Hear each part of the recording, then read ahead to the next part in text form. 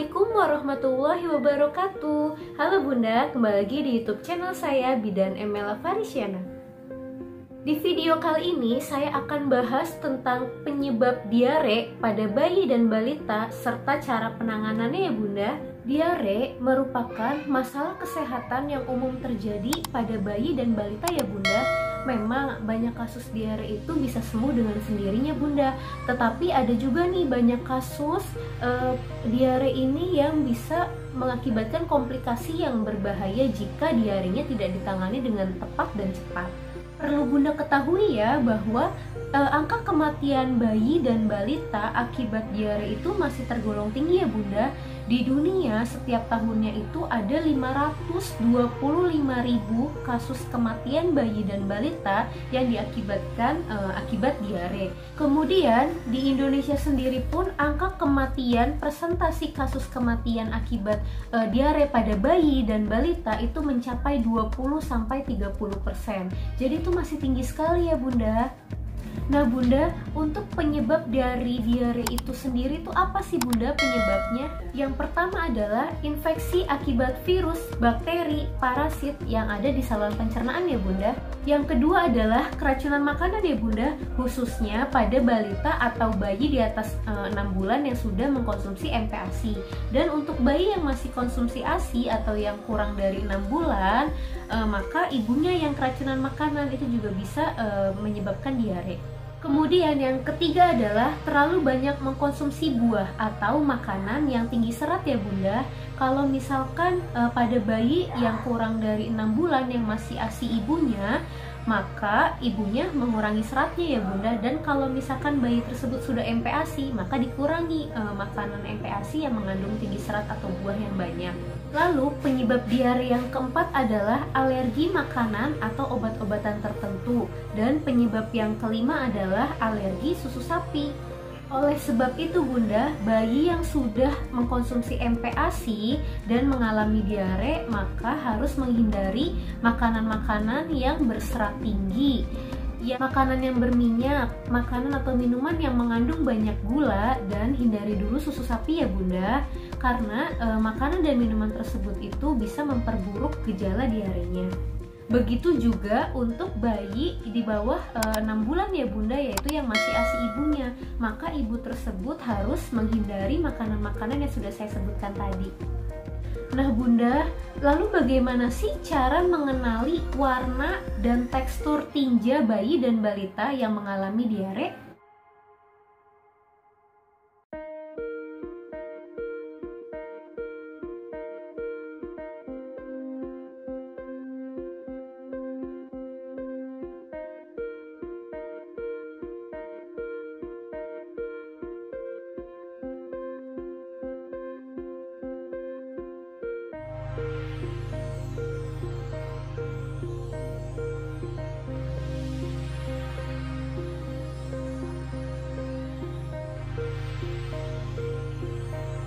Oke Bunda, itulah tadi warna tinja normal pada bayi dan balita ya. Lalu apa sih tanda gejala bayi atau balita yang mengalami diare? Biasanya bayi dan balita yang mengalami diare itu disertai dengan adanya muntah-muntah, rewel, tampak kesakitan, lesu, demam, tidak mau menyusu, dan biasanya BAB-nya itu disertai adanya darah atau bahkan nanah ya Bunda.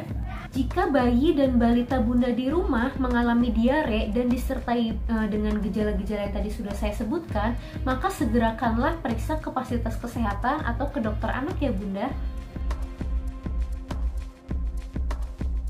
Diare yang disebabkan oleh virus atau bakteri atau parasit di saluran pencernaan itu bisa sembuh dengan sendirinya dalam beberapa hari ya Bunda. Tetapi Bunda, bayi dan balita yang mengalami diare harus mendapatkan asupan cairan dan nutrisi yang cukup pada saat diare ya Bunda. Kemudian, langkah penanganan bayi atau balita yang diare di rumah yang pertama adalah berikan ASI lebih sering dari biasanya ya Bunda, yaitu untuk pengganti cairan dan nutrisi yang hilang akibat diare.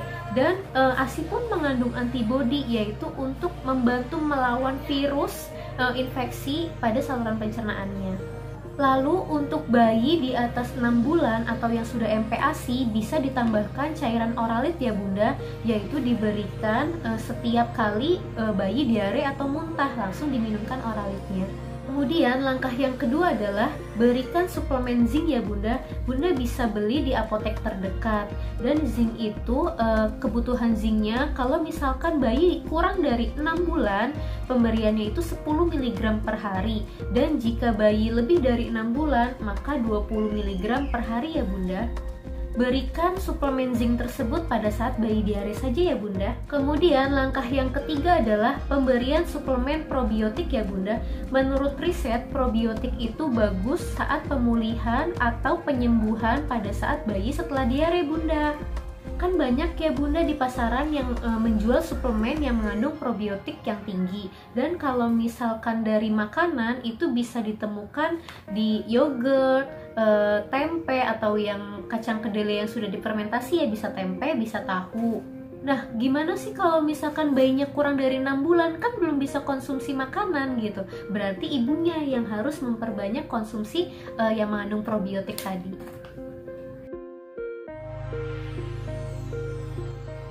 Lalu pencegahan diare yang pertama itu adalah cuci tangan ya Bunda.